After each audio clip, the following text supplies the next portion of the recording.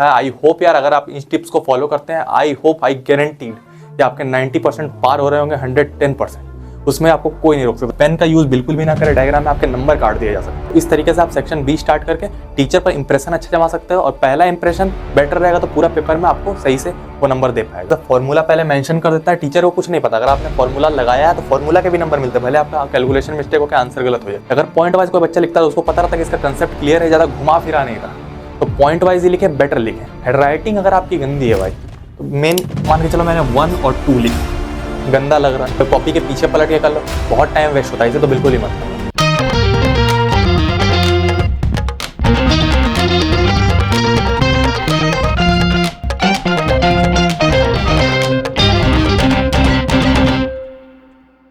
So hello everyone, this is Prem Sharma और मैं अभी बीटेक कर रहा हूँ, और आप लोग मुझे अपना बड़ा भैया भी समझ सकते हो। मेरा एक ही मोटिव है यार, हर बच्चे को 95% के माइलस्टोन तक पहुंचाना। ठीक है, तो आज हम लोग प्रेजेंटेशन टिप्स के बारे में बात कर रहे होंगे, जो कि बहुत ही इंपॉर्टेंट है। और ये जो प्रेजेंटेशन टिप्स है यार, आपके 20% मार्क्स तक इंक्रीज करवा सकता है, बिकॉज मैंने भी इन्हें यूज किया, ये पर्सनल एक्सपीरियंस पर मैं बोल रहा हूँ। मेरे 10th में 90% थे और 12th में 88% थे, तो इन्हीं की वजह से। तो हम लोग पहले स्टार्ट करेंगे यार, और मेरा एक ही मोटिव है यार, ये प्रेजेंटेशन टिप थोड़ी अलग होने वाली है। मेरा इससे एक ही मोटिव है कि टॉपर और एवरेज के बच्चे के प्रेजेंटेशन में कोई फर्क ना रह जाए। ठीक है, तो हम लोग पहले टॉपर वाले प्रेजेंटेशन टिप्स पे फोकस करेंगे, जो कि टॉपर्स यूज करते हैं। देन हम लोग कुछ जनरल प्रेजेंटेशन टिप्स पे फोकस करेंगे, जो कि सब सारे बच्चे यूज करते हैं। तो हम लोग पहले पॉइंट से स्टार्ट करते हैं यार, जो है सेक्शन। तो बहुत बच्चे पूछते हैं मुझसे कि भैया पहले हम लोग कौन सा सेक्शन करें, तो मैं एक टिप देना चाहूंगा, एक प्रो टिप देना चाहूंगा, जो टॉपर बच्चों के लिए नहीं है, सिर्फ एवरेज बच्चों के लिए। टॉपर बच्चे क्या करें, ABCD फॉलो करें, वो बेटर रहता है। एवरेज बच्चे क्या करें, पहले आप लोगों को रीडिंग टाइम मिलता है, उनमें क्वेश्चन देख ले, कौन सा सेक्शन मैं जल्दी कर पाऊंगा, या तो बी सेक्शन में आपको कौन से क्वेश्चन आपको ज्यादा अच्छे तरीके से आते हैं, जो आप शुरू में इंप्रेशन अच्छा जमा पाए हो टीचर के सामने। मान लो आपको बी सेक्शन सही से आ रहा है, तो सेक्शन बी से ही स्टार्ट कर दो, और क्वेश्चन नंबर 7, 8, 9 और 10 आपको सही से आ रहा है, तो बी से ही स्टार्ट कर दो। सेक्शन बी में आपका इंप्रेशन भी अच्छा बन जाएगा, और टीचर को लगेगा भाई बच्चा ही पढ़ने वाला, उसको थोड़ा ना पता कि आपको वो वाला अच्छा आ रहा है। तो इस तरीके से आप सेक्शन बी स्टार्ट करके टीचर पर इंप्रेशन अच्छा जमा सकते हो, और पहला इंप्रेशन बेटर रहेगा तो पूरा पेपर में आपको सही से वो नंबर दे पाएगा। तो पहला तो पॉइंट ये हो गया सेक्शन। सेकंड पॉइंट आ गया हेड राइटिंग। भाई बहुत बच्चे बोलते हैं भैया हमारी हैंड राइटिंग गंदी है, तो इस पर हम लोग थोड़ी देर बाद फोकस करेंगे। पहले हम लोग टॉपर्स किस किस पॉइंट को यूज करते हैं, उन पॉइंट्स के बारे में पहले हम लोग बात कर लेते हैं, फिर हम लोग हैंड राइटिंग के बारे में बात करेंगे।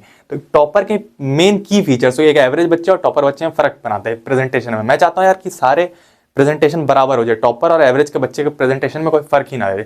तो पहला आंसर हाईलाइट। अब आंसर हाईलाइट क्या है भैया, मान के चलो हम लोग आंसर लिख रहे हैं, ठीक है, तो टॉपर बच्चा क्या करता है ना, कोई भी टॉपर बच्चा रहेगा तो वो क्या करेगा कि जैसे आंसर लिखा तो उसने मान के चलो पहले कोई फॉर्मूला लगाया उसमें, जैसे कि V = IR, ठीक है, V = IR, इस तरीके से ब्रैकेट मार के लिख देगा कि हाँ V = IR फॉर्मूला लगा। फिर जब वो आंसर लिखेगा तो ऐसे लिखेगा 20 वोल्ट, ठीक है, उसके बाद ऐसे कर देगा और फिर ऐसे लिखेगा आंसर, कि ब्रैकेट में टीचर को आराम से नजर आ जाए। उसके बगल में ऐसे आंसर भी लिख देगा। स्क्वायर ब्रैकेट बनाता, गोल मत दीजिएगा, नहीं तो मार्किंग में दिक्कत होगी। तो इस तरीके से वो आंसर लिखता है कि एकदम हाईलाइट करके लिखता है कि हाँ लो जी मेरा आंसर हो गया।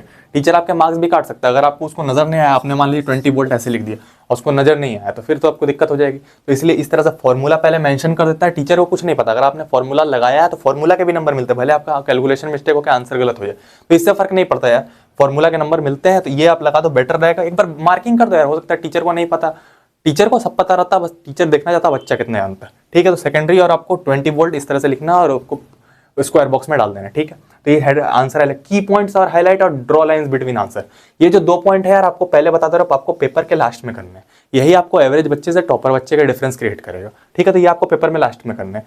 जो इंपॉर्टेंट कीवर्ड्स है उनको हाईलाइट कर देना है इस तरीके से, सारे को मत करना। जो इंपॉर्टेंट आपको लगते हैं किसी भी आंसर में उनको हाईलाइट करना है आपको, कि लो जी मेरा हाईलाइट हो गया। टीचर को क्या करना रहता है, टीचर को बहुत सारी कॉपीज चेक करनी रहती है, तो उसका काम जितना जल्दी हो जाए उतना बेटर। तो आप इंपॉर्टेंट कीवर्ड्स को खुद हाईलाइट कर दो कि लो जी मेरा इंपॉर्टेंट है। कुछ भी कर दो, बहुत ज्यादा मत करना। जैसे आपने 40 वर्ड्स का आंसर लिखा तो उसमें 10 वर्ड्स ही हाईलाइट करना, ज्यादा वर्ड्स मत करना। तो इतना इंपॉर्टेंट कीवर्ड्स को हाईलाइट कर दो यार, ये लास्ट में करना है। तो पता चला पेपर छूट गया।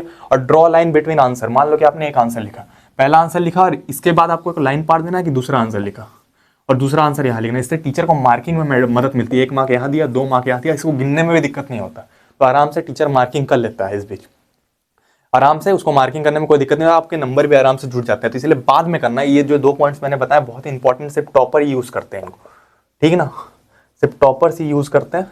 तो ये बहुत इंपॉर्टेंट पॉइंट है और आपको क्या करना है, बहुत ही आराम से करना है, लेकिन एट द एंड करना है, पेपर खत्म होने के बाद करना है, रिवाइज करने के बाद करना। रिवाइज करते करते आप कीवर्ड्स को हाईलाइट कर सकते हैं, कोई दिक्कत वाली बात नहीं।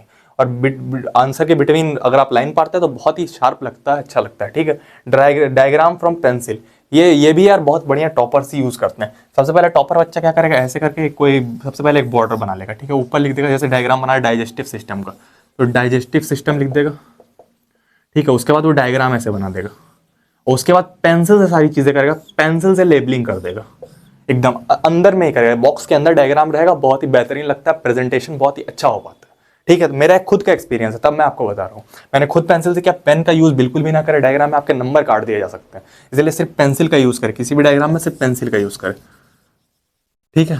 पेन का बिल्कुल भी यूज ना करें, मैं ही रिकमेंड करूंगा, बिल्कुल भी पेन का यूज ना करें, सिर्फ पेंसिल का यूज करें, लेबलिंग भी उसी से करें, ठीक है। ये भी पॉइंट हमारा पक्का हो गया। अब यार दो पॉइंट्स आते हैं, पहला पॉइंट आता है कि पॉइंट वाइज करें या कि पैराग्राफ वाइज करें। बहुत बच्चे बोलते हैं पॉइंट वाइज लिखे कि पैराग्राफ वाइज लिखे। देखो यार एक चीज जान लो, दो सब्जेक्ट एसएसटी और साइंस, इसमें तुम हर आंसर भी पॉइंट वाइज लिख के आ जाओगे ना, तो उससे कोई फर्क नहीं पड़ जाएगा। हर आंसर को भी अगर आप पॉइंट वाइज लिखो, और टीचर के लिए अच्छा है अगर पॉइंट वाइज कोई बच्चा लिखता है तो उसको पता रहता है कि इसका कंसेप्ट क्लियर है, ज्यादा घुमा फिरा नहीं रहा, तो पॉइंट वाइज ही लिखे, बेटर लिखे। तो पॉइंट वाइज आपको कभी भी लिखना है तो अब क्या करना है कि एसएसटी और साइंस में पॉइंट वाइज लिखना, लेकिन इंग्लिश और हिंदी जैसे सब्जेक्ट में आपको पैराग्राफ ही फॉलो करना पड़ेगा। तो जितना पॉइंट वाइज आप लिखेंगे उतना बेटर रहेगा। अगर आपको 2 मार्कर क्वेश्चन है तो आप कोशिश करें कि आप 3 पॉइंट लिख के दें, या फिर 2 पॉइंट और एक एग्जाम्पल लिख के जाए, और या फिर 5 मार्कर क्वेश्चन है तो आप कोशिश करें कि 6 पॉइंट लिखें। मैं हर बच्चे के लिए बता रहा हूँ यार, कोई एवरेज बच्चा है तो वो 2 पॉइंट भी लिख सकता है, और जो आपके इंपॉर्टेंट पॉइंट्स है यार उनको पहले लिखने की कोशिश करें। हो सकता है टीचर पढ़े भी ना, मान के चलो 5 पॉइंट, हो सकता है टीचर पहले 3 पॉइंट लेगा, बड़ा मस्त पॉइंट है यार, 4-5 में वो ज़्यादा ध्यान ना दे। नहीं तो अगर आपको पहले पॉइंट अगर गड़बड़ लग गया उसको, तो फिर भाई सबको देखेगा वो, पहले में नंबर काट ले, 1 पॉइंट एक्स्ट्रा लिखा, अगर कुछ इधर उधर भी लगा तो फिर टीचर आपको मैनेज कर लेगा उसे, तो उसके लिए आपको सोचना बिल्कुल भी नहीं है। बाकी क्या करना है आपको, जहाँ डिफ्रेंशिएट आपको कहीं भी दिख जाए, प्रेजेंटेशन का सबसे इंपॉर्टेंट पार्ट, अगर आपको कहीं डिफ्रेंशिएट बिटवीन दिखे तो आप एक टेबल बना ले यार, किसी भी तरीके से आप एक टेबल बना ले, इस तरीके से ऐसे ले, और इस तरीके से आपको एक टेबल बना लेना है, और ए और बी और उसके बीच में डिफरेंशिएट कर। डिफरेंशिएट भी कैसे करना, पॉइंट वाइज करना, पहले ए का पॉइंट लिखना, फिर ए का ये पॉइंट लिखना, फिर बी का पॉइंट लिखना, और फिर इसका ये पॉइंट ऐसे सेकंड लिखना। इस तरह से पॉइंट वाइज से डिफरेंशिएट करें, एक भी नंबर आपके नहीं कटने वाले। अरे आप एग्जांपल दे दें, आपको अगर मान लो पॉइंट्स नहीं आते, 2 पॉइंट लिखे, दोनों की एग्जांपल दें, आपके नंबर कहीं भी नहीं जाने वाले। बहुत ही महत्वपूर्ण बात है यार। और इस पॉइंट वाइज लिखेंगे यार, किसी भी सब्जेक्ट में नंबर नहीं कटेगा, बस इंग्लिश में पॉइंट वाइज लिखने की कोशिश ना करें, सबसे बड़ा इंपॉर्टेंट चीज़ ये है। हमारा सेकंड पॉइंट आता है हेड राइटिंग। भैया हमारी हेड राइटिंग अच्छी नहीं है। देखो यार पहला बात तो नया पेन यूज मत करो। बहुत बच्चे बोलते हैं भैया हमने नया पेन खरीदा है एग्जाम के लिए, आज हम लोग एग्जाम देंगे, एकदम मोटा वाला एकदम हेवी पेन खरीदा हमें, रेनॉल्ड्स वाला। तो भाई वैसे ही काम ना करें। मान लो कि हम लोग क्रिकेट खेलने जा रहे हैं, कभी नया बैट लेके थोड़ी जा रहे हैं, वैसे ही बैट लेके जाते हैं जो हम लोग को यूज टू रहते हैं, उसके वजह से कोशिश करें हल्का पेन हमेशा ले, ज़्यादा हैवी पेन ना ले, ठीक ना। हल्का पेन जितना लेंगे उतना स्मूथ चलेगा, बेटर चलेगा। 5 रुपये वाला पेन लें, उससे लीड की भी पता चलता है कि कितना रिफिल बचा है उसमें, और आप उस हिसाब से आपकी स्पीड भी बढ़ी रहेगी। तो हल्का पेन ले, ये नहीं कि भैया हमने नया पेन खरीदा है और हम आज ही यूज़ करेंगे उसको, पहले उसको यूज़ कर ले, चला ले, आधी रिफिल खत्म कर ले, और 4-5 पेन लेके जाएं, ठीक ना। तो ये देखिए सबसे पहले हम लोग हेड राइटिंग में आ रहे, तो हेड राइटिंग हो गया। सेकंड बात, बहुत बच्चे बोलते हैं भैया हमारी हेड राइटिंग गंदी है, हमारी हेड राइटिंग साफ ही नहीं होती।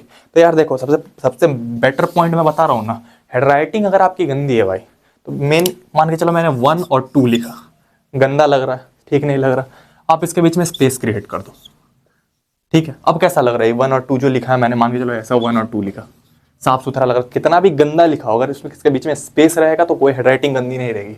और कॉपी आपको कभी भी आए ना, तो आप पहले मार्जिन क्रिएट कर दो कॉपी में, यहाँ पर ऐसे। अगर आप कम भी लिखोगे ना, मान लो आपको कॉपी मिली, तो पहले मार्जिन लगा दो यार यहाँ पर, ठीक ना। क्या अगर आप कम भी लिखोगे तो वहाँ पर ज़्यादा नोट होगा, टीचर को लगेगा हाँ बच्चे ने भर के रखा। अगर आप मार्जिन नहीं लगा, दोनों साइड मार्जिन लगाना। अब हम लोग रफ वर्क पे आते हैं यार। मैथ और साइंस जैसे सब्जेक्ट में जिसमें हम लोग न्यूमेरिकल सॉल्व करते हैं, उसमें बहुत काम आता है रफ वर्क। अब बच्चे सोचते हैं रफ वर्क कहाँ करें। बहुत सारे टीचर बोलते हैं कि भाई पेज के कॉपी के पीछे पलट के कर लो, बहुत टाइम वेस्ट होता है, इसे तो बिल्कुल ही मत करना। मैं एक प्रो टिप यहाँ पर देता हूँ कि किस तरह से हमें रफ वर्क करना है। रफ वर्क करने के लिए मैंने आपको 2 मार्जिन पढ़वाए थे सबसे पहले, कि आप लिखोगे मार्जिन के अंदर तो कम भी लिखोगे तो ज़्यादा लगेगा, टीचर नंबर दे देगा।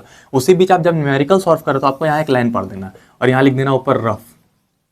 और जब आपने अपना आंसर हाईलाइट कर दिया, जब आपने अपना आंसर लिख दिया, ये पेज कंप्लीट कर लिया, उसी समय इसे काट देना। ये नहीं कि बाद में हम काटेंगे, एक बार काटने में बहुत ज़्यादा टाइम नहीं लगता, तो आराम से काट देना इसे, पेन से ही काटना, कि टीचर को लगे यार ये रफ वर्क है, टीचर देख भी लेगा, कैलकुलेशन मतलब बच्चे ने खुद से किया, और वो आपको पूरे नंबर दे देगा। तो इसके लिए आपको बिल्कुल भी टेंशन नहीं लेना, रफ वर्क इसी तरीके से करना। मैंने खुद कर रखा है, मेरे फिजिक्स में 86 मार्क्स थे, क्लास 10 में भी मेरे 86 थे, मैथमेटिक्स में मैंने इसी तरीके से किया था, यहाँ आंसर लिखा था, यहाँ रफ वर्क किया था, उतना अच्छे से एक्सप्लेन भी नहीं किया जितना अच्छे से आपको मैंने बताया। और मैंने क्लास 12 में फिजिक्स में भी ऐसे ही कुछ किया था, मेरे एक भी नंबर कहीं नहीं कटे, उल्टा एक्स्ट्रा मार्क्स मिले, बिकॉज मैंने कैलकुलेशन शो करके दिखाया था। तो ये आपको काम कर लेना। और बहुत बच्चे बोलते हैं कि भैया हम कैसे लिखें, क्वेश्चन नंबर कैसे लिखे, जैसे आंसर लिखते हैं, बहुत बच्चे ऐसे लिखते हैं आंसर नंबर 1, ये तो बिल्कुल भी मत करना। 1 ऐसे लिखना भी तो इस तरीके से लिखो, 1 को घुमा दो यार, अगर वो नहीं घुमाओगे तो टीचर को नजर नहीं आएगा। मान लो 1 नजर नहीं आया तो क्वेश्चन नंबर किसका आंसर क्या वही गायब हो जाएगा, तो उसका कोई मतलब ही नहीं बनेगा। मैं ही प्रेफर करूंगा यार कि पहले तो ऐसे क्वेश्चन आंसर 1 लिखो, उसके बाद कि पहला पॉइंट, दूसरा पॉइंट, तीसरा पॉइंट, इस तरीके से फोकस करो, रोमन नंबर में चले जाओ। ये नहीं कि 1 पॉइंट 2 पॉइंट ऐसे दिए जा रहे तो टीचर कंफ्यूज हो जाएगा कि 1 2 दिए, यहाँ भी 1 है, मिसमैच कर जाएगा टीचर। तो ये करो, पहले रोमन नंबर में चले जाओ, ये रहो, ये बेटर है। मैंने 2 एग्जाम दिए, 10th के भी दिए, 12th के दिए, दोनों में मैंने इसी को फॉलो किया, कोई भी दिक्कत नहीं हुई। बहुत बच्चे ऐसे करके पॉइंट लिखते हैं, ऐसे करके मत लिखना, इस तरीके से लिखना, टीचर गिन भी लेगा। अगर आप ज्यादा पॉइंट लिख रहे हैं, मन किया तो बीच में एक एग्जाम्पल इस तरीके से दे सकते हो, कोई दिक्कत नहीं है, जितना एग्जाम्पल दोगे उतना बेटर रहेगा।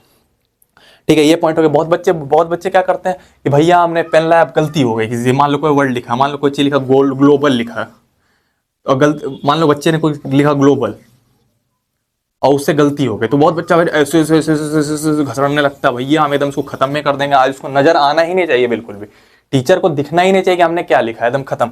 अरे भाई कोई नुकसान नहीं, गलती इंसान से ही होती है। यहाँ ग्लोबल लिखा हुआ है, अब आपको लगा गलती है, ग्लोबल वर्ल्ड भी लिखा, कुछ भी लिखा हुआ, एक लाइन मार दो, टीचर कसम से, टीचर अगर पढ़ते भी रहेगा उसको नजर भी नहीं आएगा, कुछ भी उसको नजर नहीं आएगा। अगर टीचर अगर पढ़ भी रहा होगा तो उसको बिल्कुल भी नजर नहीं आएगा ये क्या लिखा हुआ है। तो ये बहुत ही इंपॉर्टेंट है। अगर आपको वीडियो अच्छी लगी हो यार तो प्लीज़ लाइक कर दीजिएगा, और आपको और नए वीडियोस की नोटिफिकेशन चाहिए तो सब्सक्राइब कर सकते हैं आप, और मैं वीडियो डालूंगा आपको मिल जाएंगे।